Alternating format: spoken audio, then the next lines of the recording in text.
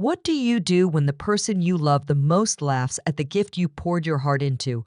I'm not talking about some store-bought thing. I'm talking about the kind of gift that comes from your soul, from every memory, every quiet hope. That's the question I found myself asking on the night I stopped being just a grandmother and started being something else entirely. My name is Evelyn Pierce. I'm 67 years old, a watercolor artist living in Asheville, North Carolina. My life has always been quiet, simple, filled with the soft scrape of brushes and the smell of old pine trees drifting in through the windows of my small house. Most days, it's just me, my paints, and the silence, which I used to think of as loneliness, but now feels more like peace. I raised my granddaughter Lily for most of her childhood. My daughter had her young and life moved too fast for her, so Lily came to me in pigtails and sneakers, all questions and laughter. We were close. I mean, really close. Mornings spent making pancakes shaped like animals, afternoons painting side by side, her tiny hand gripping a brush with all the seriousness in the world. Even when she got older and the world started pulling her away, I still held on to that connection. I still believed we had something no one else did. Until the day she opened my gift and called it cheap. That was the moment something cracked open in me. Not just because it hurt, but because I realized I had been clinging to a version of love that might not exist anymore. And that's when I knew I had to tell this story. Ellie was everything to me. From the moment I held her tiny hand in mine, I felt something shift inside me. It wasn't just love. It was purpose. She came to live with me when she was barely 4 years old. My daughter Morgan was doing her best, but life had knocked her around more times than she could count. So Ellie found a home in my little yellow house on the edge of Asheville, where the windows stayed open in summer and the kettle always whistled by 5. We made a life together. Simple but full. I'd wake her up with soft songs and warm toast. We'd paint in the kitchen while the morning light poured through the curtains, her tiny fingers dipping into watercolors, splashing bright streaks across old scrap paper. She loved painting dogs the most. Always big brown ones with floppy ears. We'd giggle when they came out looking more like potatoes than puppies, but she'd beam like she'd created magic. In the afternoons, we'd bake. The smell of chocolate chip cookies mixed with paint thinner made that house smell like home. She'd sneak bites of dough, and I'd pretend not to see.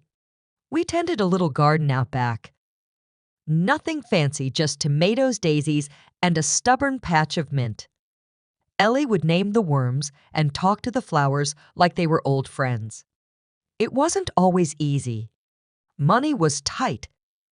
I lived on a fixed income, and every extra dollar felt like a gift or a gamble.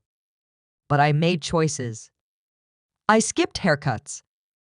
I wore the same winter coat for 12 years. I even cut my pills in half more times than I want to admit just to save a few bucks.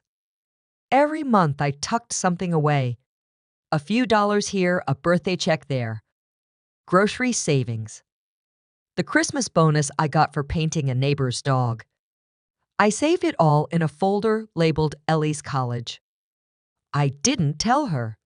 Not because I wanted praise, but because I wanted her to dream big without knowing how hard I was working to make it possible.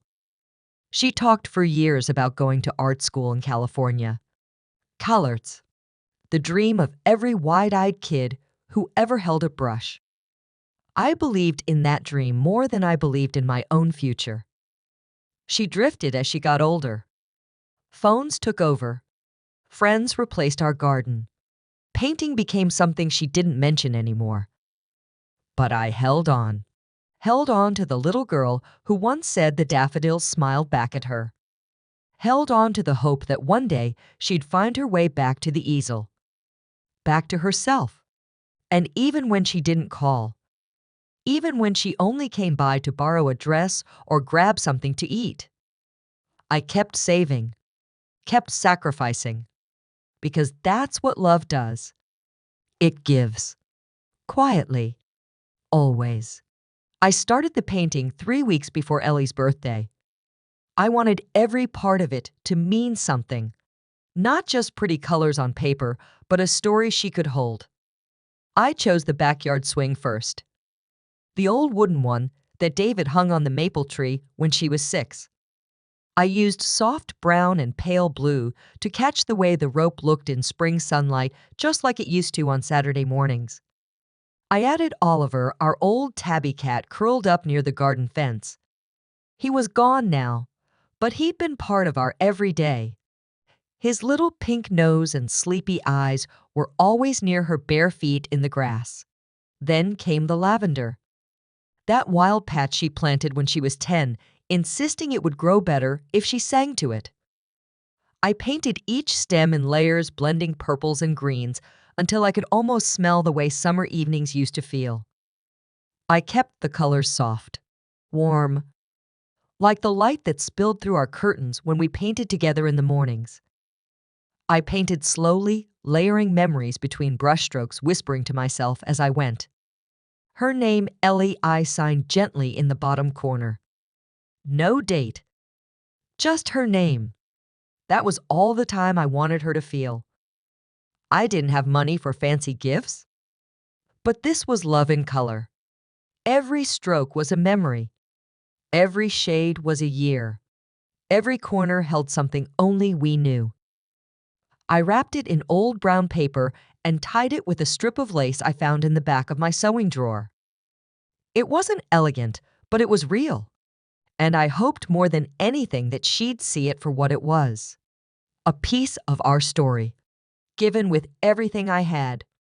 I stood near the edge of the backyard holding a glass of lemonade I hadn't touched. Fairy lights dangled from the trees and music pulsed from speakers I didn't recognize. Everything shimmered, but I didn't know a single person under 30. Ellie wore a satin dress I'd never seen. Her hair curled and pinned like the girls on those beauty pages she followed. She laughed loudly, her voice blending in with the sound of clinking glasses and phone cameras snapping pictures. When it was time for gifts, I stepped forward quietly and placed mine near the pile.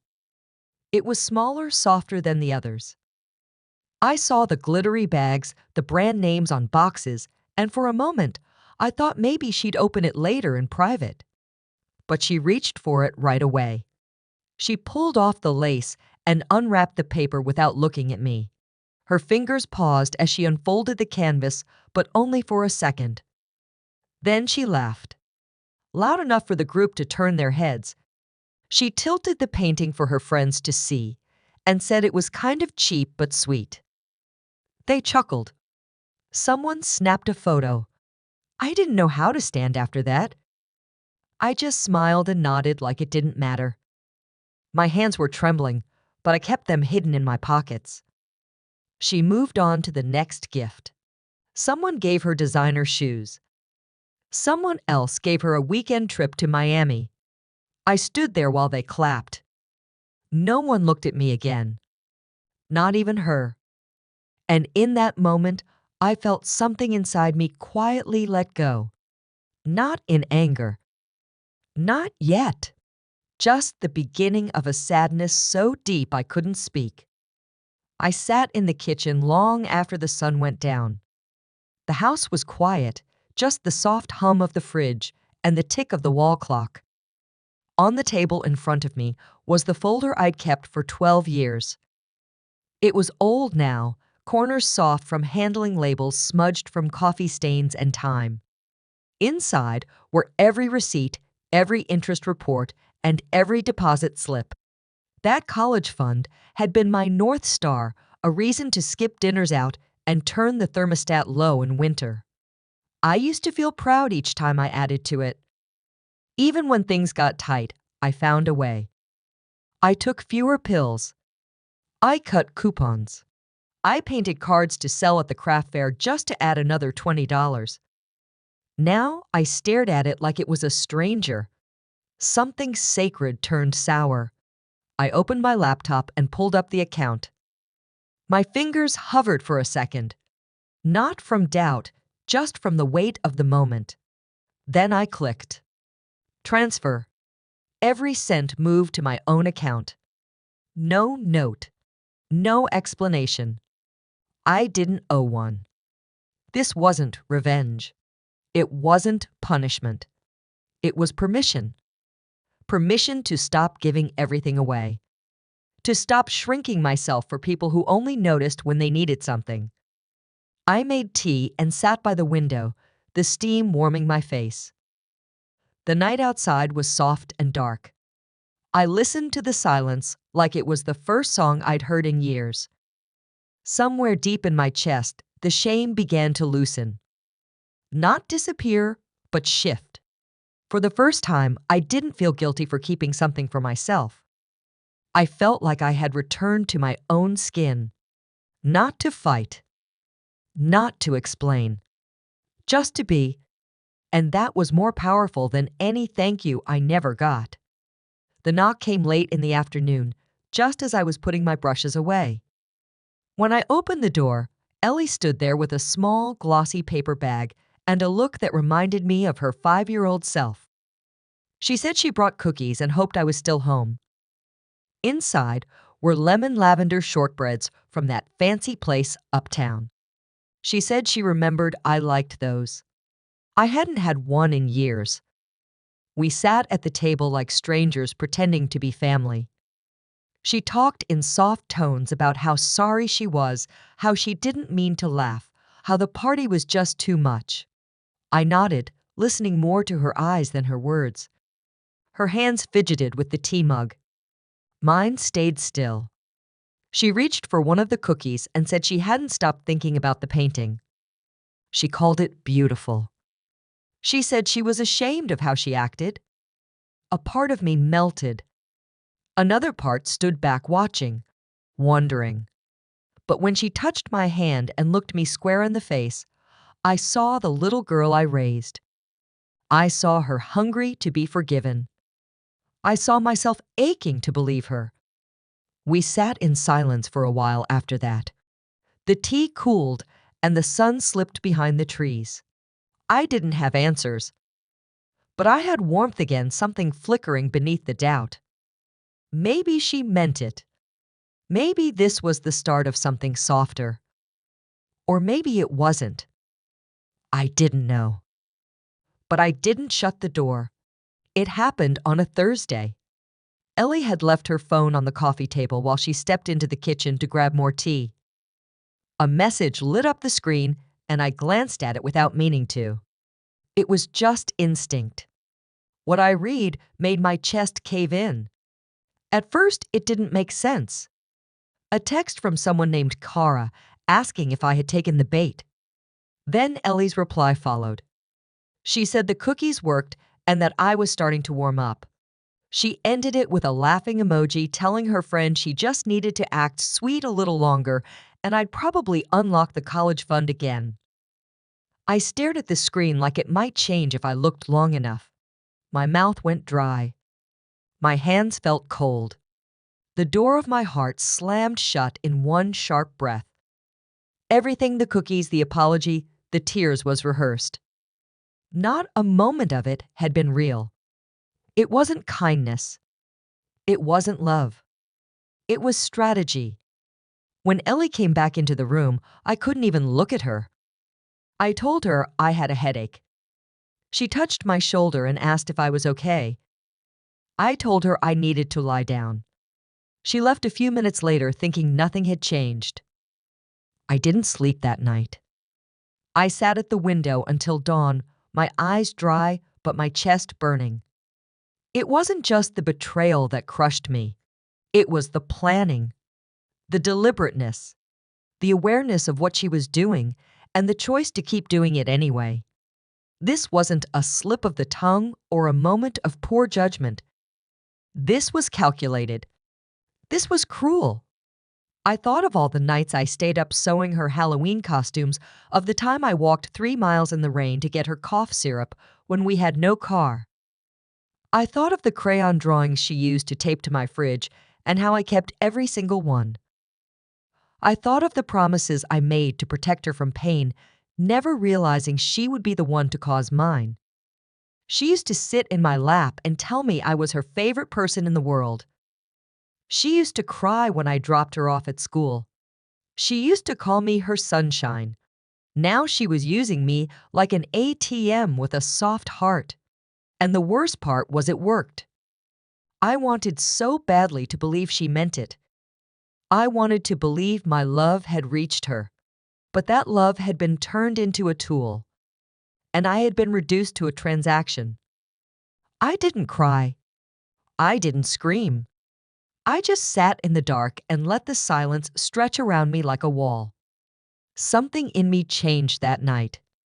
A door locked. A light dimmed.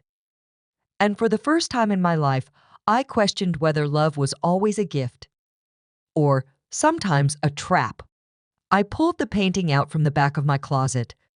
The paper had curled slightly at the edges, and a faint scent of lavender still clung to the corners.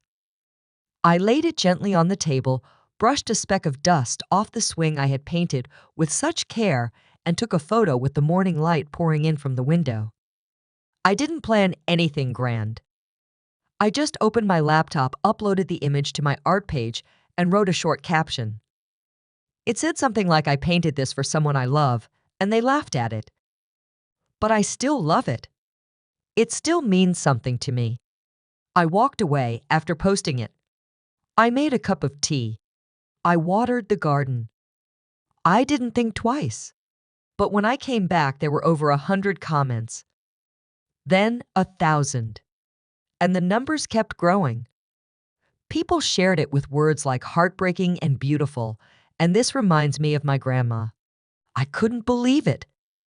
Strangers, people from cities I'd never been to, were moved by something I had made in silence, something that once sat folded beneath a layer of hurt. They didn't see it as cheap. They saw it as memory, as love, as something honest. Messages poured in. Artists, students, parents, even teenagers sent notes thanking me for sharing something that made them feel seen. Some told me they cried. Some asked to buy a print. A few asked if I had more. A week later, I got an email from a small gallery in Vermont. They wanted to include the painting in an exhibit on emotional storytelling in modern art.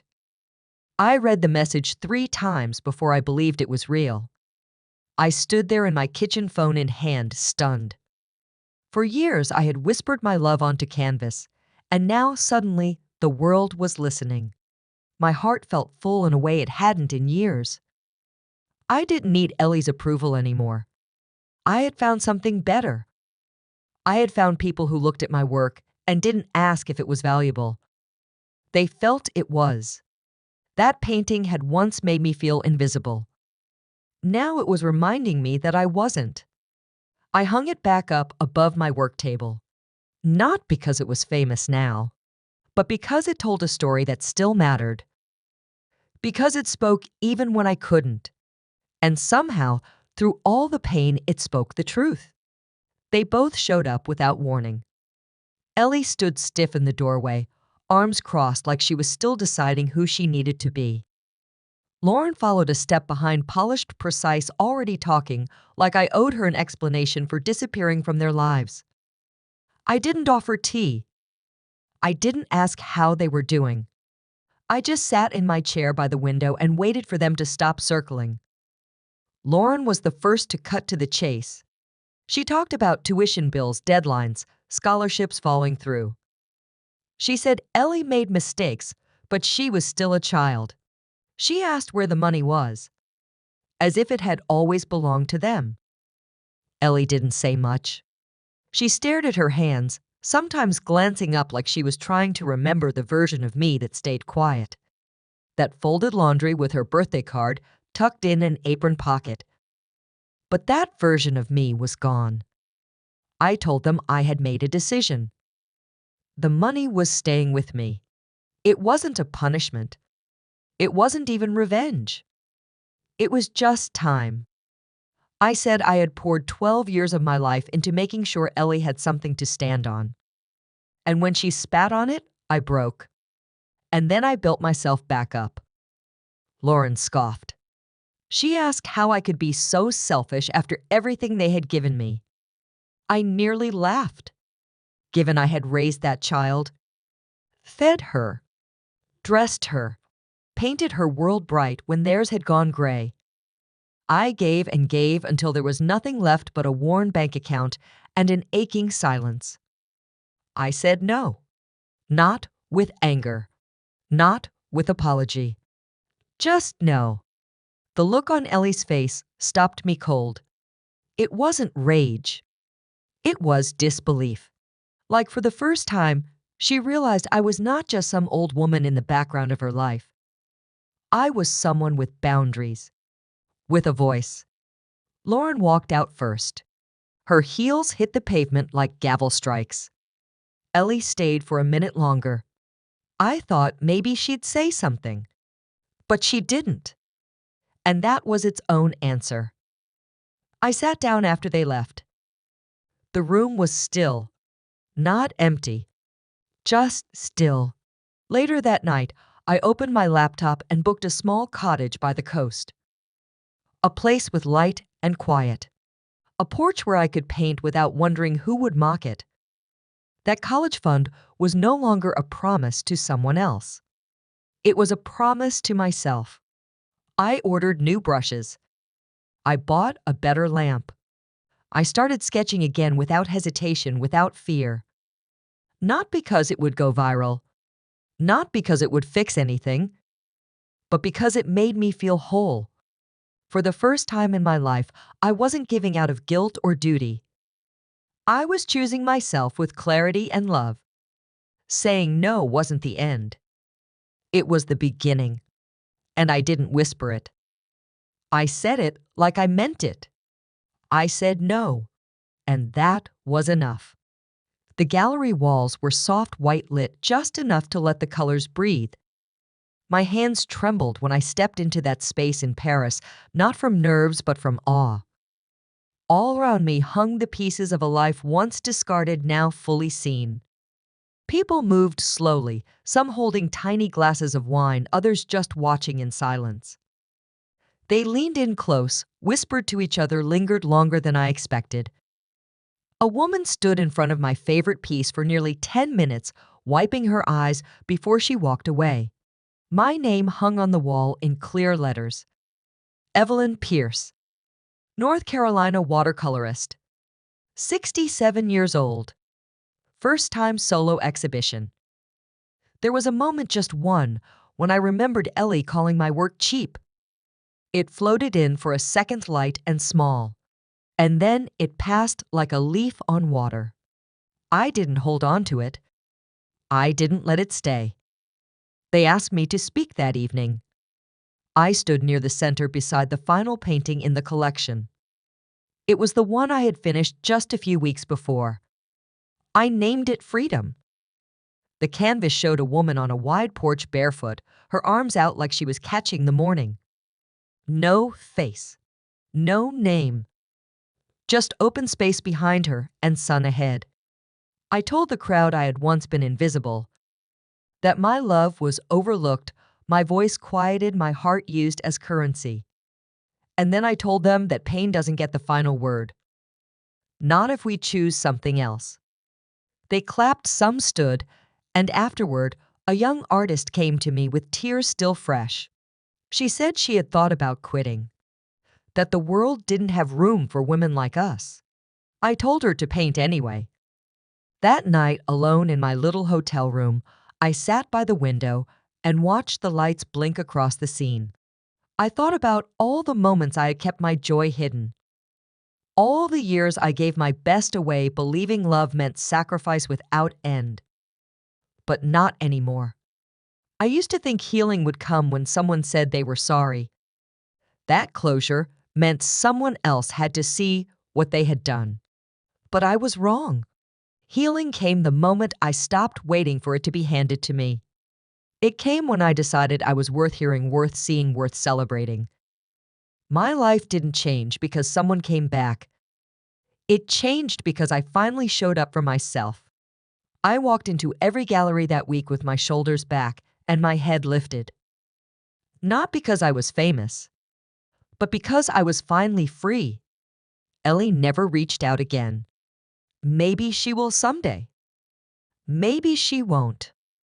But I don't carry her choices anymore. I mailed my last check to the little cottage by the coast.